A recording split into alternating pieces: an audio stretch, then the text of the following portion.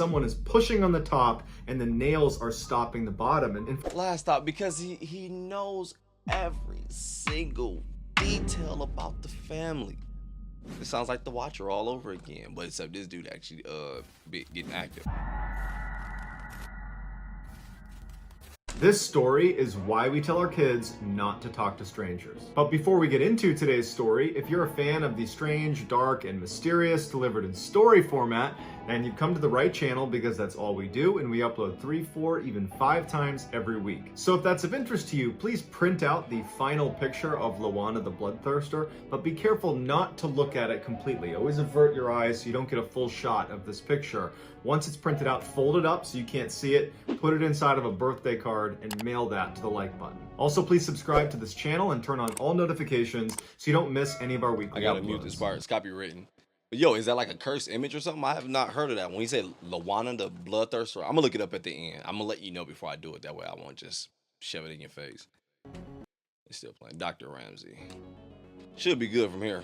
In 1978, a 9-year-old girl named Kim was walking to the corner store to get some pasta sauce for her mother. On her walk home, a man she had never met before walks up behind her and speeds up to where he's walking in step with her. And he looks at her and introduces himself and says, "Hi, I'm Dr. Ramsey. I'm a pediatrician. Do you know what a pediatrician is?"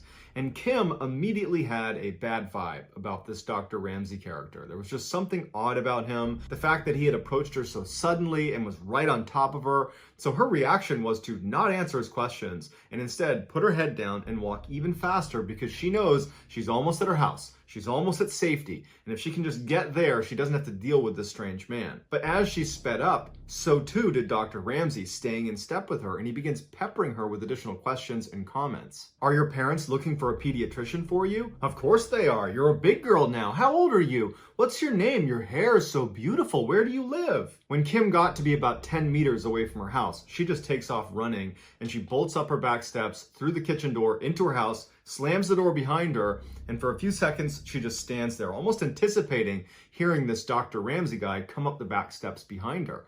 But he doesn't, and after a couple of minutes, she pokes her head around and looks out the window, and he's not there anymore. And she feels completely relieved that that weird guy is now gone, and she can just forget about it. But it turns out she couldn't just forget about this, because Dr. Ramsey was not going away anytime soon. It wasn't long after this first initial interaction with Dr. Ramsey that Kim was home one day, and she happened to be looking out her front window to the road, and she sees a blue Ford Galaxy drive slowly by their property.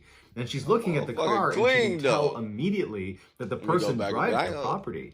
And she's looking at the car, and she can tell immediately that the person driving it is Dr. Ramsey. But Dr. Ramsey doesn't see her. She's kind of obscured behind curtains on the window, and she's watching him, and he was looking at their front door, and he was waving as if there was someone standing on their front steps, but Kim knew there wasn't. And so he bizarrely just drove the rest of the way past their property, waving the whole time, and then drove off. Now at this point, Kim has not told her mom or her dad or her siblings about Dr. Ramsey, because that first interaction, she kind of chalked it up to maybe her being paranoid and maybe even being a little bit rude that she ran away from this doctor who was just trying to talk to her. But now that she's seen him drive past her house and he's acting strange, her alarm bells are starting to go off.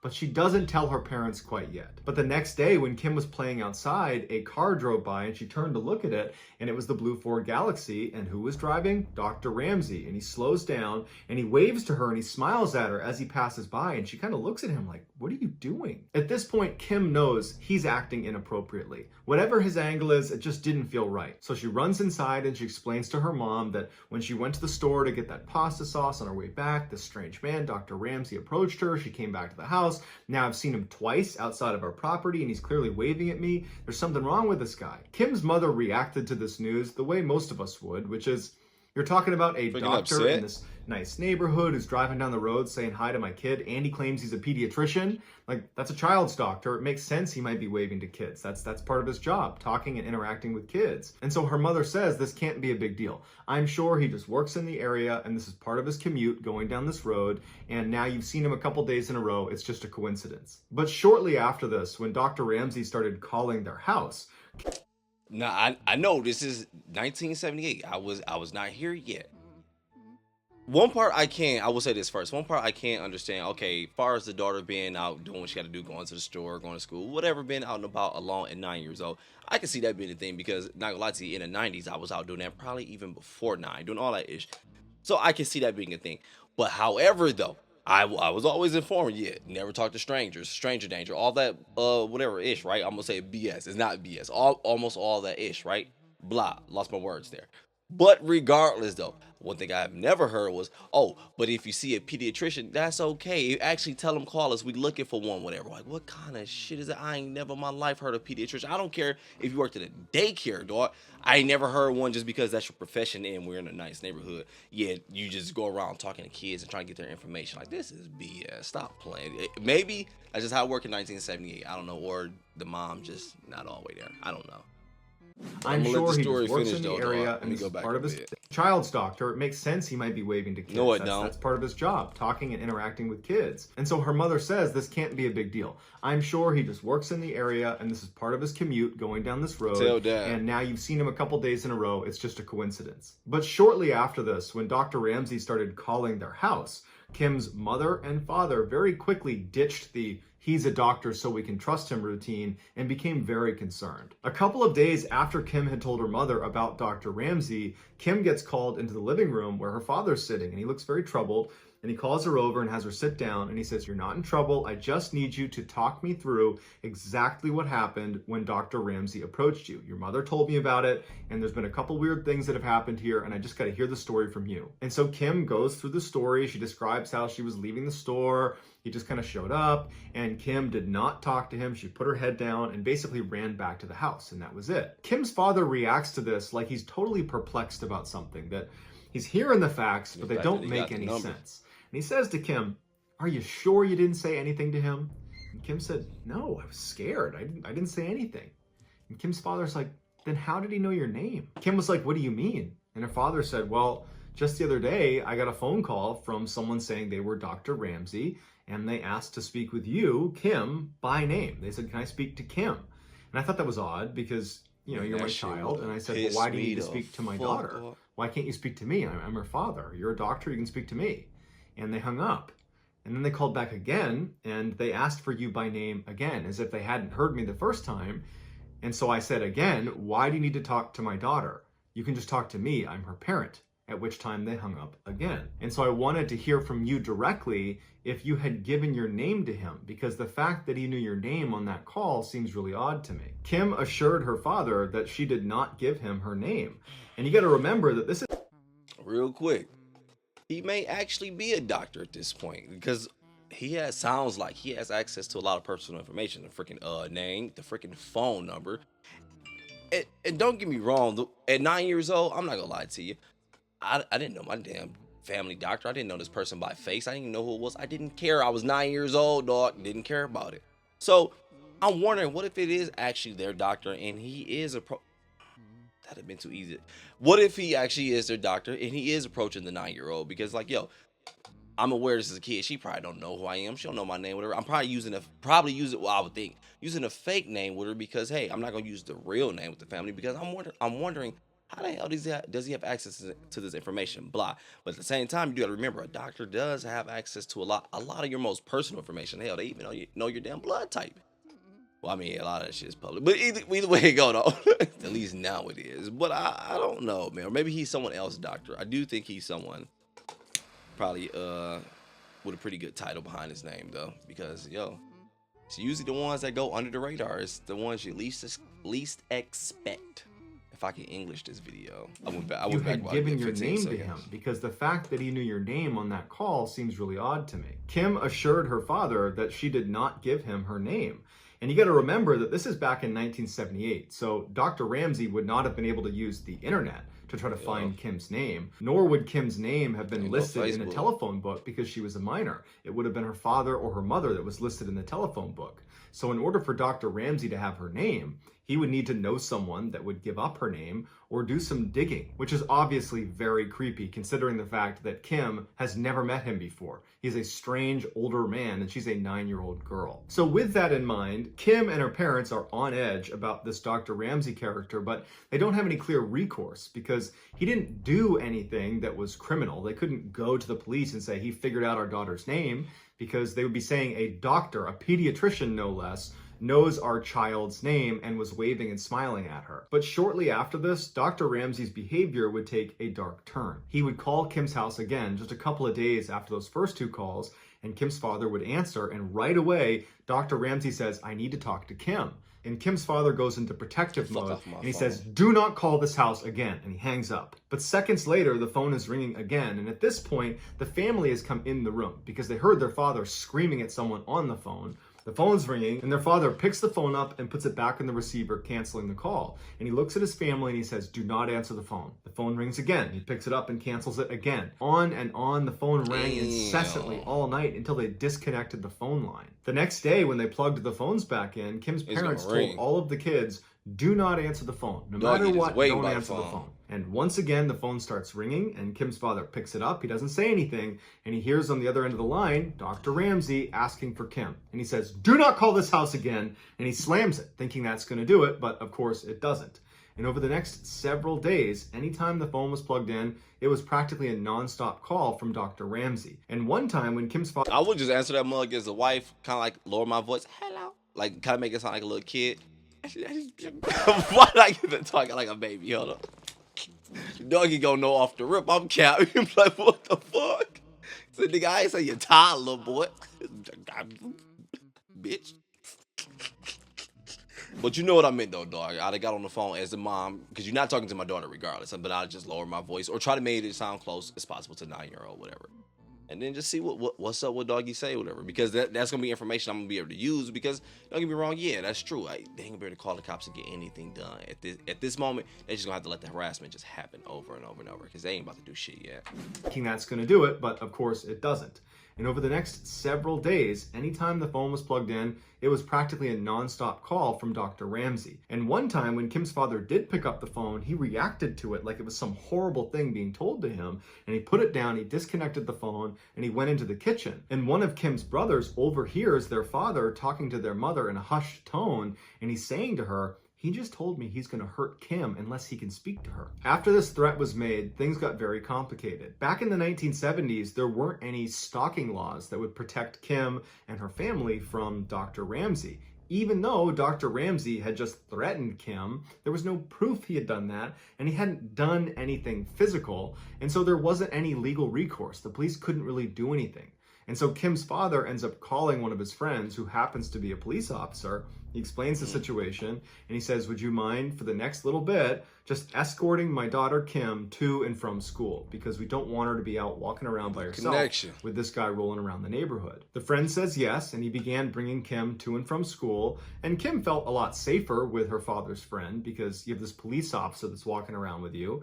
But it also isolated Kim in a really major way. She wasn't really allowed to go outside anymore without an escort, which meant her life was confined largely to being inside almost 24/7. And there was no clear resolution in sight for how to handle Dr. Ramsey. And so it was like this indefinite period of time that Kim was just not going to be allowed to have a normal life. Once Dr. Ramsey was completely cut off from any interaction with Kim, I mean, she barely went outside, and when she did, she was with this police escort, and she never answered the phone. Once that was going on, Dr. Ramsey became desperate. One evening, Kim, her sister, 2 of her brothers, and her mother were in the kitchen chatting when one of her brothers suddenly reacts like he's... Whew, I ain't gonna lie. At one point, I was wondering, like, was the cop Dr. Ramsey? Her brothers and her mother were in the kitchen chatting when one of her brothers suddenly reacts like he sees something out the back window that leads out to their garage. And he runs over and he's looking out, and Kim and her family are turning to him saying, "What do you see? What's going on?"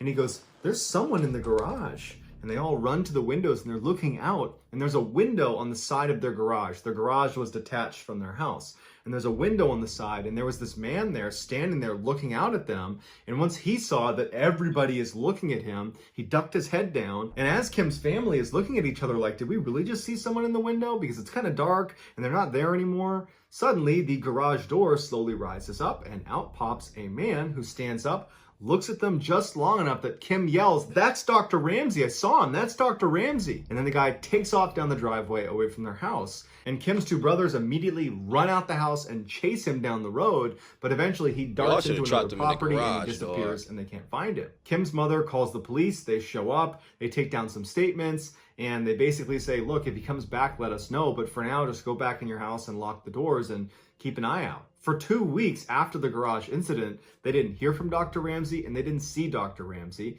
And it was this great reprieve from this very stressful time in their lives. But after those 2 weeks, Kim's father walked outside onto their front porch and he saw their beloved German Shepherd was dead lying off the side of the porch. And he goes over to the dog and it looks like it's been roughed up, but it's hard to tell what actually happened to it. Now, at first, the family is absolutely devastated about the loss of their beloved animal. But shortly after that, they start thinking, do you think Dr. Ramsey could have had something to do with the death of our dog? And so Kim's father calls the police and says, I think our stalker, Dr. Ramsey, killed our dog. But the police would say there was no evidence to suggest anybody killed your dog. It could have just been an accident. Also, we haven't even been able to identify who this Dr. Ramsey person is because there are no Dr. Ramseys in this town.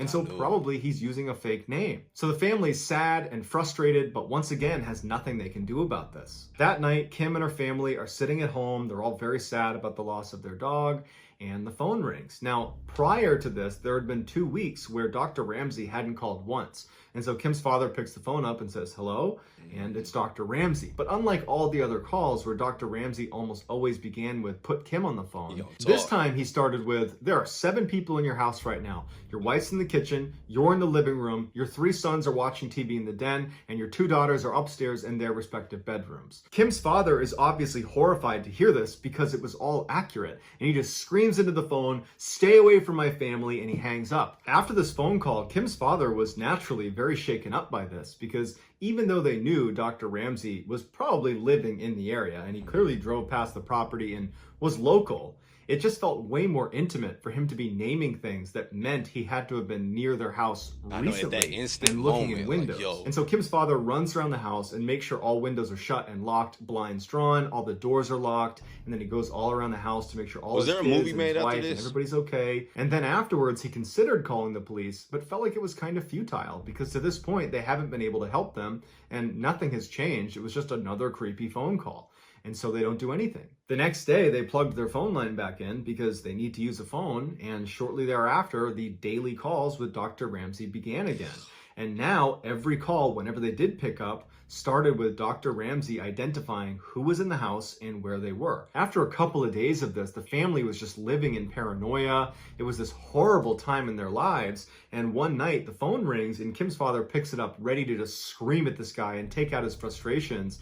And Dr. Ramsey, instead of giving the report, starts by saying, I can open your kitchen window and I can open your French doors to the side of your house. Kim's father is about to yell at him, but instead just hangs the phone up and runs into the kitchen and he checks the window and he knows it's faulty. And clearly, so does Dr. Ramsey. And so he gets a piece of twine and he ties it over the latch and gets it as tight as he can. And then he ran over to the French doors, which were faulty. You'd have to push pretty hard, but you could, in theory, pop the doors open if you knew these were faulty doors. And so Kim's father is not taking any chances and he gets some nails out of the junk drawer and he nails a row of nails into the ground, right into the hardwood, sitting immediately outside the frame of the door. So if you were to push on them... The crazy thing is, the reason why I'm smiling, because that he's not lying. My sister got those same doors. I ain't gonna lie, you can legit... I guess because obviously because it's faulty. But if you legit tug on that mug, it'll just pop off and it just go. Like, yo, these mugs are so trash. They look cool as shit though, I ain't gonna lie to you. So that's why when he said that, I was like, damn, my sisters will do that to this day. You would just butt up against the heads of these nails and it would keep it shut. It was his temporary solution until he ordered a proper lock to fit on the door. At this point, it was safe to say Kim and her family were living in fear that Dr. Ramsey at any given point could just break into their house, because clearly he was canvassing their house and testing different entry points, and he had already found 2. And so now they just felt totally unsafe in their house. But oddly enough, after that last call where Right. Dr. Ramsey had said he knew the kitchen and the doors were faulty, the calls from Dr. Ramsey decreased to almost zero and they didn't see him anywhere. And it started to feel like maybe he had gotten his thrills and he was moving on now. And it just so happened that around the time the family is starting to think this could be over, the mother and father had to go to this company function where the kids couldn't go. So the kids would be alone, but the kids said, we're fine with it. We have each other. The house will be locked. We won't go anywhere. And the parent... I do not believe this is hindsight at this point. If it has been going on this long, this much, getting to the point where we're trying to get the police involved, but we can't because it ain't enough to the point where we can prove it, is borderline right there. There's no way for shit am I going to leave these kids at the crib by themselves. Ever. As long as I'm living at their house and we have not caught dog, stop playing with me. And father had to go to this company function where the kids couldn't go. So the kids would be alone, but the kids said, we're fine with it. We have each other. The house will be locked. We won't go anywhere. Or call a police the parents, friend. even though they hated the idea of their kids being alone at all, because of everything going on with Dr. Ramsey, they felt like, it does seem like he's kind of moved on and we're only going to be gone for a couple of hours, so I'm sure this is going to be fine. So that night, after her parents leave, Kim is sitting on the couch. She's watching TV. Her younger brother is laying on the ground right in front of her, and her sister is sitting on the other end of the couch, and she's on the phone. And Kim said she found herself looking out of her room into the kitchen towards the side of the house where those French doors were that led out into the side yard. And those doors were still only secured by the nails her father had put into the ground. The lock her father had ordered had not come in yet. Kim found herself looking at... Don't get mad. You ain't even get a lock time to come in before you decided to go to your company event so you can eat pizza. Into the ground. The lock her father had ordered had not come in yet. Kim found herself looking at these doors, feeling really uneasy about it. And then as she was looking at it, she could have sworn she saw the doors begin to push open. And she's looking at it even more closely. And then for sure, she sees the doors bow inward like someone is pushing on the top and the nails are stopping the bottom. And last thought, because he knows every single detail about the family. It sounds like The Watcher all over again, but except this dude actually getting active. Don't you think he know this little event coming up? He probably set it up. Ain't even no event. It's gonna be Little Caesars anyway. Look, real quick, I saw the most BS statistic ever, dog. And who knows, it could be real, but I highly do not believe it. I don't remember the number exactly, the percentage. But basically, it was like, it was a really high number. I do remember that though. It was like 80% of employees have shown or voted that they prefer pizza over more money. I was like, that is so much BS. There's no way people are actually answering that way. Like, get the hell out of Dodge. But hey, maybe it is true. And I don't know if the number was 80, but I just remember it was a high number when I read that. I was like, no, someone made that up. Hell no. I know a tech support ad when I see it. And damn Little Caesars, I can go buy a $5 hot rating my damn self.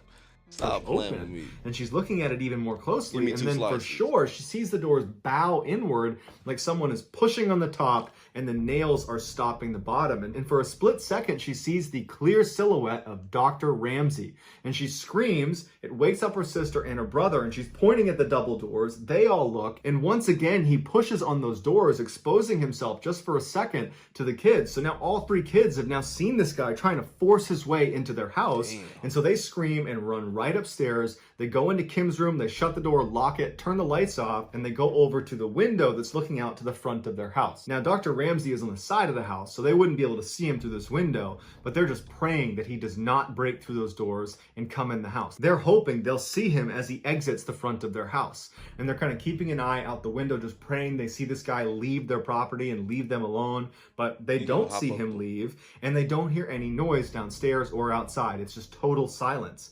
And they're wondering, did he already get in the house? They decide they need to look for themselves. And so they leave Kim's room and they sneak down the hall to the side room, which was their brother's room, that overlooked the area where Dr. Ramsey would be. They go over to the window and they poke their heads up and look out the window downstairs. And sure enough, there's a man standing right in front of those French doors with his hands on them, kind of looking in, looking around. And at this point, the kids suck themselves down underneath the window so that he doesn't see them. And as they're crouched down, they hear him start banging on the door downstairs, at which point Kim's sister, who was there with her, just says, "What do you want?" The banging stops, and the man says, "I have a pizza. Come down and get it." Kim and her siblings didn't order a pizza, so they just yell out, "If you don't..." I told you, dog. I hate when I do shit like that and it connect with the universe. It pisses me off. Why we have to go to the pizza, dog? It always make the reaction feel fake. I went back Says, a bit. "What do you want?" The banging stops and the man says, "I have a pizza. Come down and get it." Kim and her siblings didn't order a pizza. So they All just them yell out, detractors I "If you had don't this leave, month, we're going to that's call the bullshit." cops." And then Kim pokes her head over the window and she looks down and she can clearly see it's Dr. Ramsey, who's now turned and he's running away from their house. Just a couple of minutes later, Kim's two older brothers return. They were out at a skating rink and they come back, they come inside, and Kim and her two younger siblings go up and tell them what happened. And immediately those two run out and start looking for him, but he's long gone by now. No, So they come sit back your in, ass they down. shut all the doors, they lock everything, they shut the blinds, and they say, "Okay, all we can do is just get a knife out of the kitchen, each of us, and just be armed until our parents come back." So Where they all was your ass when you was beating me with that tree? Wait, how you say it? Hold on, I'll drop my shit. Hold on. Where my shit go? I gotta watch that tonight. My bad, dog. Yo, this story, I ain't gonna lie, it's a, and again, at this point, I gotta remember these are the kids' point of view. I gotta remember a lot of issues are gonna sound stupid because as a kid, yeah, you are gonna make decisions that's like, yo, that was not really the smartest decision. But it's a lot of them being made. It's like, damn, what I would have done it at that age. But I'm gonna let it finish real quick. Knife out of the kitchen, each of us, and just be armed until our parents come back. And so they all agree grab a with that knife, one. except for the youngest brother, and they all retreated Boy, to you their better get rooms you and one. basically just waited for their parents to come home. An hour later, Kim's parents are still gone and all the kids are still in their rooms, and her younger brother gets hungry and he decides to go down to the kitchen to get a bowl of cereal. So he goes downstairs and he's getting his cereal together and he starts feeling like someone is watching him. And he's looking around and he knows all the curtains have been drawn and everything's locked and shut and he's just psyching himself out. But he notices the French doors that are leading to the side of the house. Those have glass panes on them and there's nothing covering them. And so as he's getting his cereal together, he finds himself constantly looking over at this door and finally... Oh, I just stopped it. I know. If you want a cereal that bad, I mean, legit starving, about to die, stomach sucking it, huh? Just malnourished as fuck, huh? If you need a cereal that bad, the whole group couldn't go with you. They was like, all right, we gonna let little bro go get some cereal by himself, even though this man just trying. Man, let's finish this video. So as he's getting his cereal together, he finds himself constantly looking over at this door, and finally he decides, okay, I'm gonna put my cereal down and just go look out the glass, just make sure no one's there.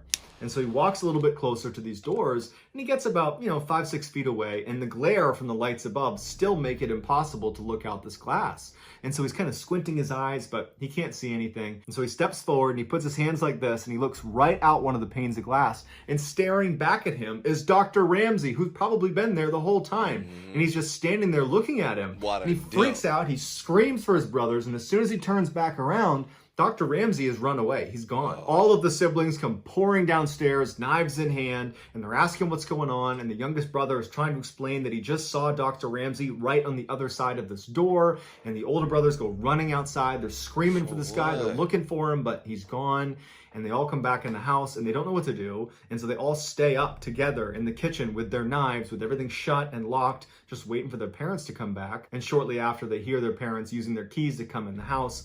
They come in and the kids explain what happened to their parents, and the parents feel horrible. And they're like, "I'm so sorry that we left. We should never have left you guys." But as horrible as this was for the family, when they call the police, they can't really do anything because he wasn't there now. Nobody got hurt. Nothing was taken. And they don't even know what this guy's name is. And so they just said, stay inside, keep everything locked, and let us know if he comes back. A couple... Boy, is it just me or is that a skinny ass door?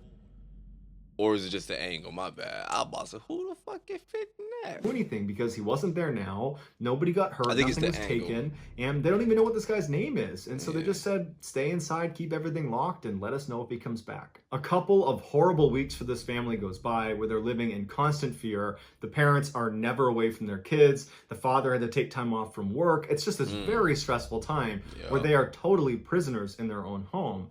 And after about 2 weeks of this, Kim is at school. She's at recess with her class outside. And she was playing on the playground when she looks out at the road and she sees Dr. Ramsey in his car parked, waving at her and yelling her name. And so Kim is horrified. She turns and runs to her teacher and she points at him and she says, "That guy's stalking our family. I have to go inside and tell my parents." They immediately took this very seriously. Good. They took Kim inside Thank to the you. principal's office and they called home to Kim's mom. And when she picks up, Kim's mom explains that she just got a call from the school office asking her to verify whether her husband was going to be picking up Kim from school early. And Kim's mom said, no, he's not picking her up. There's no one picking her up early. And that's when they put it together that Dr. Ramsey must have been in touch with the school to try to convince them that he was Kim's father and he was here to pick her up. And that's why he was parked outside. Kim's mother is horrified because she's thinking to herself, if the school hadn't been diligent to confirm this, there's a chance they would have given her child to Dr. Ramsey. This proved to be kind of like the final straw, even though there was a whole bunch of final straws along the way. This was the one that ultimately pushed Kim's father over the edge. That night, Kim was sleeping in bed when she woke up because she was thirsty, and she goes downstairs to the kitchen, and she's surprised to find her father is sitting at the kitchen table, the lights are off, and he's got a gun in front of him, and he looks totally disheveled. Pick your head up, dog. Upset. And she knows right away that this is because of Dr. Ramsey. She's not thinking this is anything else. And so she walks over to the sink and just ignores the fact that this is happening. She gets a sip of water and then she sits down with her father and says, "Is everything okay?" And her father looks up and he just says, "No, I'm not okay. I'm tired of leaving the house and wondering if when I come home, my family's not going to be there anymore. I'm tired of not being able to protect my own kids. I'm tired of this. This has to end." Kim didn't know what to say, so she just sat there in silence with her father until he told her to go back to bed. Yeah, I agree. Every second at work, you be thinking that, man. I be calling home every 5 seconds. Y'all good? Everything all right? But no, then you can't do that because you're gonna be making a family tweak because that's what dog do. Stop playing. Yeah, I've been on that stuff. Kim didn't know what to say, so she just sat there in silence with her father until he told her to go back to bed. Kim says after this night, they never heard from Dr. Ramsey again. It was like he vanished off the face of the earth. No more phone calls, no more drive-bys, no more anything. He was just gone. And while we don't know for sure what happened to Dr. Ramsey, I think it's safe to assume that Kim's father had something to do with it. So that's going to do it, guys. I hope you enjoyed. Think of that. I wouldn't be mad at it. I did not think of that. I mean, he could have still been out there, probably saw doggy at the gun. I was like, all right, yeah, he actually gonna plug me, so I'm gonna stop playing. Could be, or issue could have been handled, huh? Like, damn, well, shit, I don't know what happened to dog. He stopped coming around. Shit, I'm about to go to work. I'm doing overtime today, y'all. Y'all good? All right, then I'll be back. That tree I planted in the backyard, don't touch that because it's an apple tree. I can't wait for it to grow. It's been in the gardening mood, nigga. But I'm about to go ahead and get up out of here if I get talking your ear off, man. It was like perfect timing too when he mentioned them being prisoners in their own home, because at that point I was already thinking that, like, yo, this is so much BS. Like, they legit cannot enjoy life. They cannot live life at that point. Like, forget enjoying it. Like, yo, we can't even live this shit. And it was like they were stuck in their own home. But even while they were there, it was like, we're still fucked. Not really fucked though, but when they left the kids there, then yeah, that was kind of a fuck situation. But regardless, I'm about to go and get up out of here, though. Enjoy my day. You go ahead and do the same thing. Enjoy your day, morning, evening, night, when you're watching this video. But I'm out.